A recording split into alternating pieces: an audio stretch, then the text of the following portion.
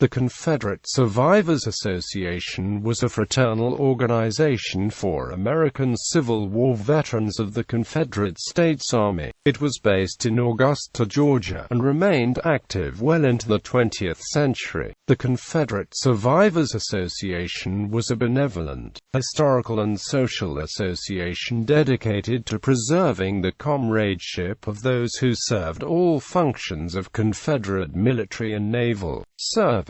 Membership was based upon service, accompanied with endorsements verifying that service. The group was formally organized on May 3, 1878, but had its origins in an older organization known as the Cavalry Survivors Association, which had been established in August 1866 as one of the earliest Confederate veterans organizations. Captain William B. Young was the president of the Cavalry Survivors Association for 12 years until it merged with the Confederate Survivors Association in 1878. Former Confederate General Good Bryan presided over the first organizational meeting of the new CSA. On June 2, 1879, the city of Augusta gave custody of the chimney of the city's Confederate power works to the CSA to beautify it and protect it from injury as a Confederate memorial. The group restored the brick chimney and added a memorial plaque. The CSA adopted the United Confederate Veterans Constitution in February 1894, but not without concern of loss of individual identity. The Augusta Confederate Survivors Association became Camp No.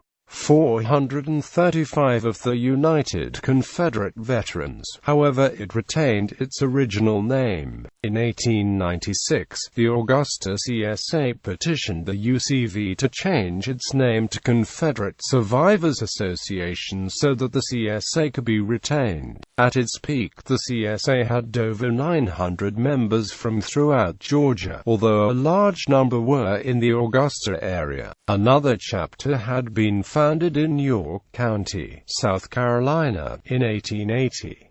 In 1894, 7 years after former Brig. Gen. Roswell S. Ripley's burial in Magnolia Cemetery in Charleston, the local Confederate Survivors Association erected a monument to him. In December 1898, after the Spanish-American War, President William McKinley toured the South by train to celebrate the victory over Spain and to thank the citizens for the support of the war effort. During a whistle stop in Macon, Georgia, the 400 members of the Bibb County CSA camp warmly greeted the president, and one veteran presented him with a Confederate badge. McKinley may have been the first U.S.